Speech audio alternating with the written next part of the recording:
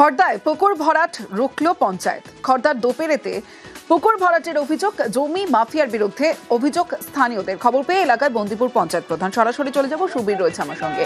সুবীরের সঙ্গে কথা বলবো। সুবীর, এই যে খড়দায় পুকুর ভরাট চলছিল, কারা এই পুকুর ভরাট করছিল, তাদের বিরুদ্ধে কি কোনো ব্যবস্থা নেওয়া হলো? কারণ পুকুর ভরাট তো বন্ধ করা সম্ভব হয়েছে।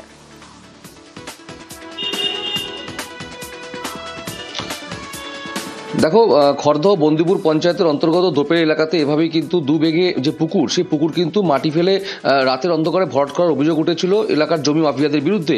এবং সেই খবর পেয়ে কিন্তু ঘটনাস্থলে যায় পঞ্চায়েত প্রধান থেকে শুরু করে পঞ্চায়েত সদস্য, এবং ঘটনাস্থলে যায় মন্ত্রী অর্থাৎ বিধায়ক শোভনদেব চট্টোপাধ্যায়। এবং সেখানে গিয়ে কিন্তু পুলিশের ভূমিকা নিয়ে প্রশ্ন ওঠে এবং পুলিশকে সরাসরি কিন্তু প্রকাশ্যে কিন্তু ধমক দিতে দেখা যায় বিধায়ক তথা মন্ত্রী শোভনদেব চট্টোপাধ্যায়কে। এবং আপাতত ইতিমধ্যেই কিন্তু পুকুর ভরাট বন্ধ করে দেওয়া হয়েছে এবং কোনো রকম খড়দহ বিধানসভা এলাকাতে কোনো রকমভাবে কিন্তু অবৈধভাবে পুকুর ভরাট করা যাবে না, এমনটাই কিন্তু একদম হুঁশিয়ারি দিয়েছেন মন্ত্রী শোভনদেব চট্টোপাধ্যায়।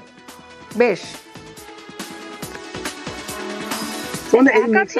জলাভূমি এই বুঝিয়ে করা হচ্ছে, এর আগেও একদিন হয়েছে। ভাই, আপনারা একটু সরব হন, আপনারা আরো বেশি সরব হন, নাহলে হবে না। এবং একটা ওপিনিয়ন বিল্ডার হোক, গরিব লোকের জমি দখল করে নেওয়া, জলাশয় ভরাট করা, যারা করছেন তারা ঠিক কাজ করছেন না। এক্ষেত্রে যে করেছেন তার সে বলছে উপর মহলে হাত আছে বলে। উপর মহলটা কই? অদৃশ্য হাত। উপর মহল মানে আমি উপর মহল বলতে বুঝি মুখ্যমন্ত্রী মমতা বন্দ্যোপাধ্যায় যার নির্দেশে আমি অন্তত চলি। তার উপরে কোনো ওপর আছে বলে আমার ধারণা নেই। তিনি বলছেন জলাশয় বন্ধ হবে না, তার থেকে বড় আমি কি তার থেকে বড় নেতা নাই? দুয়ারে রিপোর্টারে এবার যে খবরের দিকে নজর রাখবো, বৈদ্যবাটির একটা খবর, যেখানে টাকা এসেছে কিন্তু তারপরেও আটকে আবাস। অ্যাকাউন্টে টাকা এলেও থমকে বাড়ির কাজ। সমস্যায় বৈদ্যবাটির উপভোক্তা নানু চক্রবর্তী। সরাসরি চলে যাব, আমার সঙ্গে রানা রয়েছে, রানার সঙ্গে কথা বলবো। রানা, কেন টাকা এলেও এখনো পর্যন্ত আটকে রয়েছে আবাস? কোথায় সমস্যা?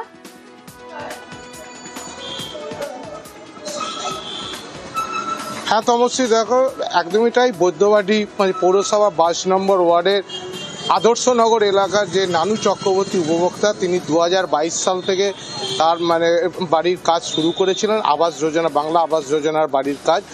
তিনি 3টে ধাপে 3 লক্ষ টাকা পেয়েও গেছেন। যেটা অভিযোগ যেটা হচ্ছে যে এই নানু চক্রবর্তী স্থানীয় একজন ঠিকাদার কর্মী, যে তৃণমূলের বলে পরিচিত, তিনি অভিযোগ করছেন সেই ঠিকাদার কর্মী কয়েক ধাপে 2,63,000 টাকা নিয়ে কিন্তু বাড়ির কাজটা সমাপ্ত করতে পারেনি। তুমি দেখতেই পাচ্ছ যে মাত্র 6টা পিলার তুলেছে, আর পুরো যে জায়গাটা বাড়িটা তৈরি হচ্ছে সেই জায়গায় জঙ্গল আগাছায় ভরে গেছে। সবচেয়ে উনি আরও আতঙ্কের মধ্যে রয়েছেন যে ইতিমধ্যে পৌরসভা থেকে তাকে কিন্তু চিঠি দিয়ে জানানো হয়েছে যে ইমিডিয়েট যদি বাড়ি কমপ্লিট না হয় তাহলে পুরো টাকাটা কিন্তু ফেরত দিতে হবে। যেহেতু সরকারি নির্দেশ রয়েছে যে সময়ের মধ্যে বাংলা আবাস যোজনা বাড়ি তৈরি করার কথা উপভোক্তা, সেই বাড়ি যদি করতে না পারে তাহলে টাকা ফেরত দিতে হবে। কিন্তু হচ্ছে তৃণমূলের পৌরপ্রধান, বৈদ্যবাটি পৌরসভা পৌরপ্রধান, তিনি জানিয়েছেন, পিন্টু মাহাতো, যে এখানে কোনো তৃণমূলের ঠিকাদার কোনো নিয়োগ করা হয় না। যে উপভোক্তা বাড়ি পায় সে কাকে নির্বাচন করবে তার ব্যাপার আমাদের। এখন বলছে সম্পত্তি নিয়ে নেবে, যদি নিয়ে নেয় তাহলে আমি কি করবো? বলুন, আপনারাই বলুন, কারণ আমার তো আর পয়সা নেই। আর আমাকে বলছে থাকতেও দেবে না এখানে যদি আমি ঘর না করি। টাকাটা কন্ট্রাক্টর খেয়ে নিয়েছে। আমি চাইছি আমার বাড়িটা তৈরি হোক, যে করেই হোক, আমি পৌরসভা বা যেখানেই হোক, আমি দৌড়দৌড়ি করে যদি আমার বাড়িটা হয়, আমি সেটাই চাইছি। পৌরসভা কোনো ঠিকাদার নিয়োগ করে না, আমরা বেনিফিশিয়ারিকে টাকা দিই। বেনিফিশিয়ারি বাড়ি করবে, সে কোন ঠিকাদারকে দিয়ে কি কাজ করাচ্ছে না করাচ্ছে আমরা তো বলে দিইনি। তার সাথে যে এগ্রিমেন্ট হয়েছে, তাকে যে ওয়ার্ক অর্ডারটা দেওয়া হয়েছে, সেখানে কোনো জায়গায় বলা নেই যে ঠিকাদার দিয়ে কাজ করাতে হবে। আমাদের বলা হয়েছে যে আপনাকে এই ধাপে ধাপে টাকা দেওয়া হবে, এই ধাপে ধাপে এই কাজগুলো কমপ্লিট করবে। উনি নিজে থেকে যদি ঠিকাদার ঠিক করে কাজ করান, সেই দায়টা তো পৌরসভার নয়, আমরা তো বুঝে নেবো ওনার থেকে। তার অ্যাকাউন্টে আবাস যোজনার টাকা ঢুকেছে জানতো না। কাউন্সিলর বলল কি পিসি কি মাসি আপনার অ্যাকাউন্টে টাকা ঢুকেছে, খোঁজ করুন। তারপরে সেই কাউন্সিলর একটা কন্ট্রাক্টরের সাথে সেই বৃদ্ধ মহিলার সাথে আলাপ করালো, বললো এ আপনার কাজ করবে। ও কি করলো, শুধু ভিড় কেটে ধীরে ধীরে 20,000, 30,000, 50,000 করে 1,80,000 টাকা সেই লোকটা নিয়ে নিল, সেই ছেলেটা। আর তারপরে জানি না কোথায় পালিয়ে গেল। তারপরে সেই বৃদ্ধ মহিলা কাউন্সিলর কাছে গেছে, তো কাউন্সিলর বলছে কি আমি কি করব, এখানে প্রত্যেক কাজে দালালি চলছে, কাটমানি চলছে, আর এখানকার সাধারণ জনগণের অধিকারের ওপর প্রশ্নচিহ্ন তুলছে এই তৃণমূল কংগ্রেস। দুয়ারে রিপোর্টারে চলে যাব বাঁকুড়াতে। বাঁকুড়ার বিষ্ণুপুরে সেখানে মানুষের জন্য সুখবর, কারণ রাস্তা সংস্কার হচ্ছে। 20টির বেশি রাস্তা মেরামতি শুরু, আর রাস্তা সংস্কারে বরাদ্দ প্রায় 70 লক্ষ টাকা। সরাসরি চলে যাব, দেবব্রত রয়েছে আমার সঙ্গে। দেবব্রত, স্বাভাবিকভাবেই খুশি বিষ্ণুপুরবাসী, 20টির বেশি রাস্তা মেরামতি হচ্ছে। কটি ওয়ার্ডের রাস্তা?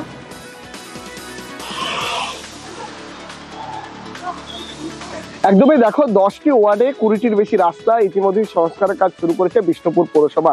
তুমি জানো সামনেই রয়েছে পর্যটন মৌসুম। বিষ্ণুপুর শহর অর্থাৎ মন্দিরনগরী শহর, মল্লরাজাদের এক সময়ের রাজধানী। বছরের বিভিন্ন সময়ে বিভিন্ন প্রান্ত থেকে পর্যটক আসে এই শহরে। তবে শীতকালে রাজ্যের গণ্ডি ছাড়িয়ে দেশ গণ্ডি ছাড়িয়ে বিদেশ থেকেও হাজার হাজার পর্যটক আসে এই মন্দিরনগরী শহরে।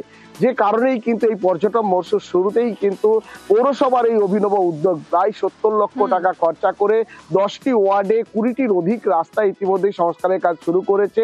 ঝা চকচকে করা হবে এই রাস্তা, এমনটাই চেয়ারম্যানের দাবি। তিনি জানাচ্ছেন অতি শীঘ্রই এই কাজ কমপ্লিট করা হবে। বেশ দেবব্রত। বাঁকুড়ার পাশাপাশি আরো একটা খবর দেখাবো, পূর্ব মেদিনীপুরের এগরা, যেখানে 50 বছর ধরে রাস্তার সমস্যা ছিল, কিন্তু সেই রাস্তা পাকা রাস্তা হলো কোথায়? আমাদের পাড়া আমাদের সমাধান। পাকা রাস্তা পেলেও এগরা ছত্রিগ্রাম। সরাসরি চলে যাব, আমার সঙ্গে পঙ্কজ রয়েছে। পঙ্কজ, কতজনের বসবাস এই রাস্তা ধরে যাতায়াত করেন, এবং যে জ্বালা যন্ত্রণা ছিল, অর্থাৎ বর্ষার সময় রাস্তার হাল বেহাল হতো, সেখান থেকে মুক্তি কি বলছেন তারা?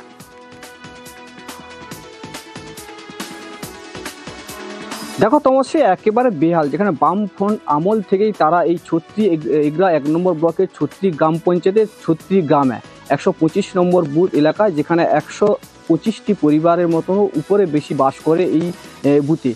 সেক্ষেত্রে যেখানে আমাদের পাড়া আমাদের সমাধান, সেই সমাধানে যেখানে তারা অভিযোগ বা দাবি জানিয়েছিলেন রাজ্য সরকারে, সেই সরকারের দাবি অনুযায়ী যেখানে সরকার তাদের আপিল দাবি শুনে সেখানে পাড়ার সমাধান, তাদের যে রাস্তা, যে পাকার রাস্তা, তাদের পাকা রাস্তা দেওয়া হলো, যেখানে 2 লক্ষ টাকা ব্যয়ে প্রায় 70 মিটার রাস্তা। এই রাস্তা কাজ ইতিমধ্যে শুরু হয়েছে। তবে এই রাস্তা পেয়ে দীর্ঘদিনের আশা তাদের পূরণ হলো, এবং সেই রাস্তা পেয়ে তারা খুশি এবং ধন্যবাদ জানিয়েছেন রাজ্যের মুখ্যমন্ত্রীকে। তবে দীর্ঘদিনের তাদের যে আশা বা ভরসা, যেখানে বামফ্রন্ট আমল থেকে এই রাস্তা কাদায় তারা পাকা রাস্তা পাকা হলো, স্বাভাবিকভাবেই উপকৃত হলেন এই এলাকার মানুষজন। হ্যাঁ, মানুষজনের দীর্ঘদিনের দাবি ছিল, তাদের যৌক্তিক দাবি ছিল। দীর্ঘ বামফ্রন্টের পিরিয়ড থেকে ওই রাস্তাটি মাটির ছিল। তো আমাদের সর্বময় নেত্রী, আমাদের শ্রদ্ধেয় মুখ্যমন্ত্রী মমতা বন্দ্যোপাধ্যায়, তার মস্তিষ্ক প্রসূত আমাদের পাড়া আমাদের সমাধান এই প্রকল্পের মধ্য দিয়ে তিনি রাস্তাটি নবরূপে নির্মাণ করার চেষ্টা করেছেন। তো সেক্ষেত্রে মানুষজন আনন্দ হওয়াটাই স্বাভাবিক, কারণ মানুষজন জানে মমতা বন্দ্যোপাধ্যায় যাই পরিকল্পনা করেন সেটা মানুষের স্বার্থে করেন, মানুষের হিতে করেন। বিষ্ণুপুরের ছবি দেখলেন, এগরার ছবি দেখালাম, গোয়ালপুকুর, সেখানে 2টি গ্রাম পাকা রাস্তা পাচ্ছে এবার তারা। দুর্ভোগ কাটবে শাহাপুর ও গতি গ্রামের। সরাসরি চলে যাব, আমার সঙ্গে চঞ্চল মোদক রয়েছে। চঞ্চল, স্বাভাবিকভাবেই দীর্ঘদিন এই কাঁচা রাস্তা দিয়ে মানুষজন যাতায়াত করতে পারতেন, ভোগান্তিও ছিল, আর এবার পাকা রাস্তার দাবি তাদের ছিল, আর সেই দাবি এবার পূরণ হলো।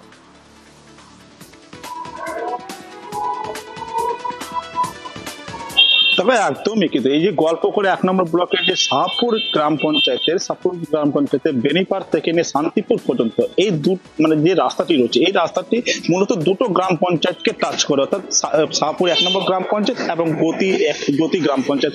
এই 2টো গ্রাম পঞ্চায়েতের মানুষ কিন্তু সেই রাস্তার উপর দিয়ে কিন্তু যাতায়াত করতো দীর্ঘদিন ধরে, অর্থাৎ বহু বছর ধরে কিন্তু সেই রাস্তাটি কাঁচা থাকাতে মানুষের চরম ভোগান্তির শিকার হতে হতো, এবং অ্যাম্বুলেন্স থেকে নিয়ে গাড়ি যাতায়াত প্রচন্ড সমস্যা পড়তো। এবং এই নিয়ে কিন্তু যে যিনি জেলা পরিষদের সদস্য রয়েছিলেন স্থানীয় জাসমিনা খাতুন, তার দ্বারস্থ হলেন সেখানকার গ্রামবাসীরা। এরপরে জাসমিনা খাতুন গ্রামবাসীদের সমস্যার কথা তুলে ধরেন জেলা পরিষদের সহকারী সভাধিপতি গোলাম রসুলের কাছে, এবং গোলাম রসুল সাধারণ মানুষের সমস্যার কথা ভেবে গতকাল কিন্তু সেই রাস্তার শিলান্যাস করেন জেলা পরিষদের ফান্ড থেকে। কত 10 লক্ষ টাকা দিয়ে এই জেলা পরিষদের ফান্ড থেকে এই পাকা রাস্তাটি হবে, এবং পাকা রাস্তার শিলান্যাস হওয়াতে কিন্তু এলাকার মানুষ অত্যন্ত খুশি রয়েছেন, এবং সরকার এবং স্থানীয় প্রশাসন এবং কি স্থানীয় নেতৃত্বদেরকে কিন্তু ধন্যবাদ জানিয়েছেন গ্রামবাসী। এই রাস্তা হওয়াতে কিন্তু আমাদেরকে ভালো লাগছে, আমরা খুব খুশি আনন্দিত। অনেক রাস্তার ইনোগ্রেশন করছি আর করব আমরা 16-17 ডিসেম্বর অবধি। গোয়ালপুকুরে 14টা অঞ্চলে আমরা ইনোগ্রেশন করব। অনেক রাস্তা আমরা টেন্ডার হয়ে গেছে, আমাদের ওয়ার্ক অর্ডারও পেয়ে গেছে। বাস মন্ত্রী সাহেব কলকাতা থেকে আসবে, আমরা ইনোগ্রেশন আবার শুরু করব। ধন্যবাদ দিচ্ছি আমাদের মানবিক চিফ মিনিস্টারকে, মমতা দিদিকে, আমাদের এখানকার জেলা পরিষদ রিপ্রেজেন্টেটিভ জয়নুল ভাই, ওনার 15 ফাইন্যান্সের টাকা দিয়ে রাস্তা হয়েছে 300 মিটার, খুব ভালো লাগছে। দুর্যোগ আর দুর্যোগে ভুটান পাহাড়ের জলে ভাঙে বাঁধ। কোথায়? আলিপুরদুয়ারের শালকুমারে। এবার নতুন বাঁধ পেল আলিপুরদুয়ারের শালকুমার। দুর্যোগে ভুটান পাহাড়ের জলে বাঁধ ভাঙে, 2 মাসের মধ্যে বাঁধ নির্মাণের অনুমোদন। সরাসরি চলে যাব, রাজকুমার রয়েছে আমার সঙ্গে। রাজকুমার, এই যে নতুন বাঁধ তৈরি হচ্ছে, শালকুমারের মানুষজন তারা কি বলছেন?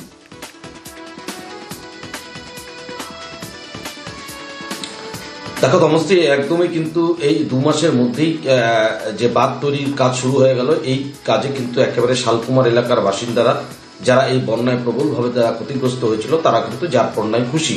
তার কারণ ভুটান থেকে যে ধেয়ে আসা এই যে সিসামারা নদীর জল তাদের কিন্তু এক অন্যতম আতঙ্কের একটি বিষয়, এবং এই বাঁধ মেরামত এবার কিন্তু হচ্ছে বোল্ডার দিয়ে। সেই কারণে স্থানীয় বাসিন্দারা যারপন্নায় খুশি। প্রায় 2 কোটি টাকা ব্যয়ে এই বাঁধ নির্মাণের কাজ শুরু হলো। এই বাঁধের অনুমোদন দুর্গাপূজার আগেই সম্পন্ন হয়েছিল। এটা হচ্ছে আপনার যে এলাকায় 2015 সালে জিও সিনথেটিক বাঁধ হয়েছিল, সেই জিও সিনথেটিক বাঁধটা পুরনো হয়ে যায় এবং অনেক ক্ষেত্রে এটা অকেজো হয়ে পড়ে। সেই জায়গায় স্থায়ী বোল্ডার বাঁধের জন্য ইতিমধ্যে রাজ্য সেচ দপ্তর অর্থ অনুমোদন করেছে, এবং যার জন্য আজকে 580 মিটার একটা এলাকা জুড়ে জিও সিনথেটিক বাঁধ এই উজানের দিকে সিসামারা নদীর তার শুভারম্ভ হলো। ডিএসপি পদে যোগ রিচা ঘোষের। রাজ্য পুলিশের ডিএসপি পদে বিশ্বকাপ জয়ী রিচা ঘোষ। শিলিগুড়ি কমিশনারেটের এসিপি পদে নিযুক্ত রিচা। সরাসরি চলে যাব, ইরন রয়েছে আমার সঙ্গে। ইরন, রিচাকে চাকরি দেওয়ার ঘোষণা তো আগেই করা হয়েছিল, মুখ্যমন্ত্রী মমতা বন্দ্যোপাধ্যায় ঘোষণা করেছিলেন, তাকে নিয়োগপত্র দেওয়া হয়েছিল। আজ তিনি সরকারিভাবে আজকে নিয়োগের পর আজকে তিনি গেলেন।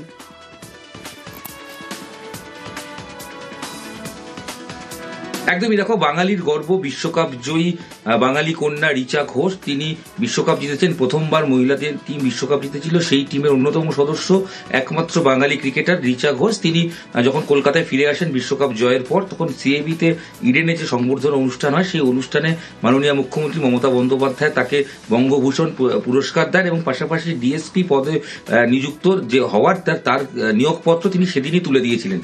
তার 1 মাসের মধ্যে, তারও কম সময়ের মধ্যে সময় বের করে আজকেই তিনি ডিএসপির পদে নিযুক্ত হলেন, এবং রাজ্যের ডিজি রাজীব কুমার তার সঙ্গে তিনি যান, এবং তার সামনেই তিনি নতুন যে দায়িত্ব সেই দায়িত্বভার গ্রহণ করেন, এবং পুলিশের পোশাকে বা ডিএসপির পোশাকে আজকে কিন্তু আমরা রিচাকে দেখতে পাচ্ছি। এবং রিচা ইতিমধ্যে তাকে পোস্টিং দেওয়া হয়েছে শিলিগুড়িতে, এসিপি পদমর্যাদায় তাকে পোস্টিং দেওয়া হয়েছে, যেটা ডিএসপি পদমর্যাদা মূলক পদ, এবং সেই ডিএসপি র্যাঙ্কে চাকরি হওয়ার পর রিচা প্রাথমিকভাবে অবশ্যই উচ্ছ্বাস প্রকাশ করেছেন, এবং এখন দেখা রিচা কবে গিয়ে দায়িত্ব সামলান। যদিও সামনে অনেক ক্রিকেট রয়েছে দেশের হয়ে, আগামী দিনে খুব তাড়াতাড়ি খেলতে নামবে। আপাতত রিচার পরিবার তারা খুব খুশি, কারণ তারাও এই ডিএসপি র্যাঙ্কের এই চাকরি পাওয়ার পর তারাও আপ্লুত, এবং বিশেষ করে মুখ্যমন্ত্রীকে তারা একাধিকবার ধন্যবাদ জানিয়েছে, এবং তারা বলছেন যে এইভাবে মুখ্যমন্ত্রীর পাশে দাঁড়ানো, এবং ডিএসপি র্যাঙ্কে আমরা জানি অনেক ক্রিকেটার আছেন, মহিলা ক্রিকেটার, যেখানে দীপ্তি শর্মা রয়েছেন, সেখানে আরো অনেক হরমনপ্রীত কৌর রয়েছেন, তারাও পুলিশের র্যাঙ্কে চাকরি করেন। এবার কিন্তু সেই পুলিশের ডিএসপি র্যাঙ্কে বাংলা কন্যা, বাঙালির গর্ব রিচাকে দেখা যাচ্ছে। কি বাগান? হুগলির বৈচি গ্রাম, আর সেখানে দত্তক বাগান। কেন দত্তক বাগান? এর পিছনে ঠিক কি ইতিহাস? জানবো। আমার সঙ্গে সোমনাথ রয়েছে। সোমনাথ, একটা বাগান, সেই বাগানের নামকরণ কেন দত্তক বাগান দেওয়া হলো?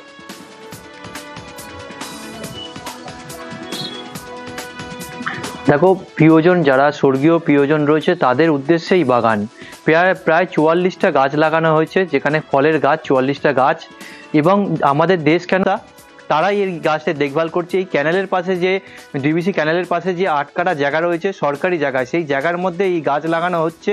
এবং যেমন পরিবেশ রক্ষার জন্য এই গাছ লাগানো হচ্ছে, তেমনও সরকারের কাছে তারা আবেদন করছে ভবিষ্যতে যেন এই গাছ যাতে না কাটা হয়। এতে যারা কারোর যদি প্রিয়জনকে মনে পড়ে তারা এই গাছের নিচের ছায়ার তলায় তারা এসে বাস করতে পারে এবং থাকতে পারে, থেকে তাদের কথা মনে করতে পারে। এবং এই উদ্যোগে সব এলাকার বাসিন্দা থেকে বাইরে সবাই সাধুবাদ জানিয়েছে। অবশ্যই 4 দিন ধরে আতঙ্ক, রাতের পাহারা, সমস্ত কিছু ছিল, ঘুম উড়েছিল মানুষজনের। অবশেষে স্বস্তি, কারণ স্বস্তি দিয়ে জঙ্গলে ফিরল বাঘ। 4 দিন পর জঙ্গলে শেষমেশ ফিরল হলুদ ডোরাকাটা। আর এই হলুদ ডোরাকাটাকে জঙ্গলে ফেরাতে কি কি ব্যবস্থা নিয়েছিল বন দপ্তর জানবো। সরাসরি চলে যাব, বিশ্বজিৎ হালদার রয়েছে আমার সঙ্গে। বিশ্বজিৎ,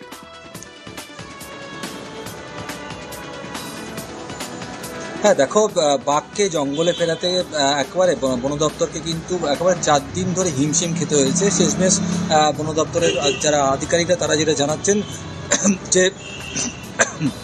যে পাশে যে ধনচি জঙ্গল রয়েছে সেই জঙ্গলে কিন্তু বাঘটি আপাতত ফিরে গিয়েছে, এমনটাই কিন্তু তারা জানাচ্ছেন। যদিও গ্রামবাসীদের মধ্যে কিন্তু এখনও একটা আতঙ্ক রয়েছে এবং তারা যেটা মনে করছেন হয়তো বাঘটি আবারও ফিরে আসতে পারে তাদের এই যে উপেন্দ্রনগর এবং যে এলাকাগুলি রয়েছে, যে ঠাকুরাই নদীর যে এলাকাগুলি রয়েছে সেগুলোতে আবারও ফিরে আসতে পারে এবং চাপা আতঙ্ক একটা রয়েছে। যদিও বন দপ্তরের তরফ থেকে আজকের পর্যন্ত পুরো এলাকা কিন্তু জাল দিয়ে ঘিরে রাখা হয়েছে এবং নতুন করে যে ধনচির জঙ্গলে যেখানে বাঘটি চলে গেছে বলে যেটা মনে করা হচ্ছে সেখানে কিন্তু একটি খাঁচাও আজকে পাতা হবে, সেখানেও নেট দিয়ে কিন্তু ঘিরে রাখার কাজ চালানো হচ্ছে। বিশ্বজিৎ, বোঝা যাচ্ছে। ধন্যবাদ।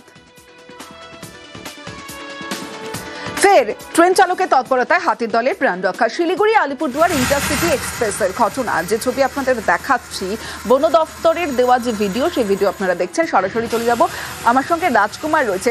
রাজকুমার, ঠিক কোন জায়গায় এই ঘটনা ঘটেছিল?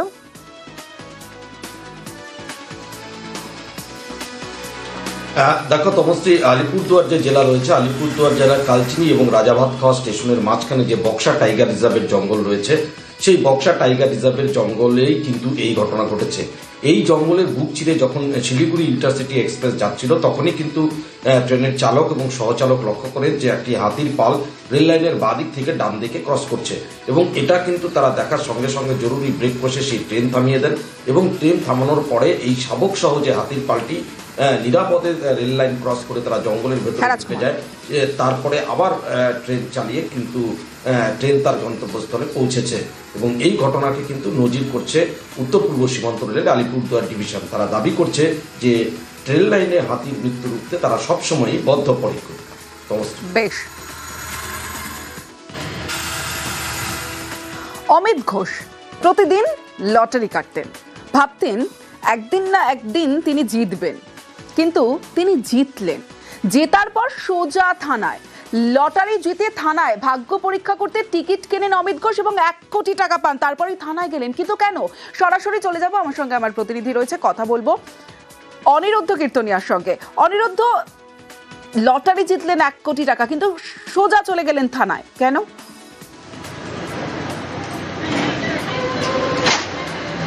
দেখো, তোমাকে জানিয়ে রাখি তমশ্রী, এই ব্যক্তি অর্থাৎ যে এই 1 কোটি টাকার কলোনির বাসিন্দা, সে একটি বেসরকারি কোম্পানিতে কলকাতাতে কাজ করেন। গতকাল যখন বাড়ি ফিরছিলেন ভাগ্য পরীক্ষা করবার জন্য 140 টাকার লটারি টিকিট কাটবার পরে বাড়িতে এসে মিলিয়ে দেখেন যে তিনি প্রথম প্রাইজ জিতেছেন, 1 কোটি টাকা জিতেছেন। তারপরেই তিনি আতঙ্কিত হয়ে পড়েন বলা যেতে পারে। তার মামাকে জানিয়ে সোজাসুজি বাগদা থানায় এসে আশ্রয় নেয়, কারণ নিরাপত্তার জন্য। পরবর্তীতে পুলিশের পক্ষ থেকে তাকে নিরাপত্তা দেওয়া হয় এবং তাকে যখন আশ্বস্ত করা হয় তারপরেই তিনি এখান থেকে বাড়িতে যান এবং এই লটারির টিকিট পেয়ে তিনি আগামীতে ভালো করে বাড়ি করবেন এবং সুখে স্বাচ্ছন্দ্যে থাকবেন, তেমনই কিন্তু দাবি করেছেন। বেশ অনিরুদ্ধ। আমার 1 কোটি টাকা হয়েছে ফার্স্ট প্রাইজ। আমি দমদম ক্যান্টনমেন্ট থেকে কেটেছি। টিকিট কি প্রায় কাটেন? না, ওই লাখ ট্রাই করার জন্য মাঝে মধ্যে খুব রেয়ার। এই টাকা দিয়ে রেন্টে থাকে একটা বাড়ি করার ইচ্ছে আছে। আবার থানায় আসি সিকিউরিটির জন্য, টিকিটটা ক্যাশ করানোর জন্য।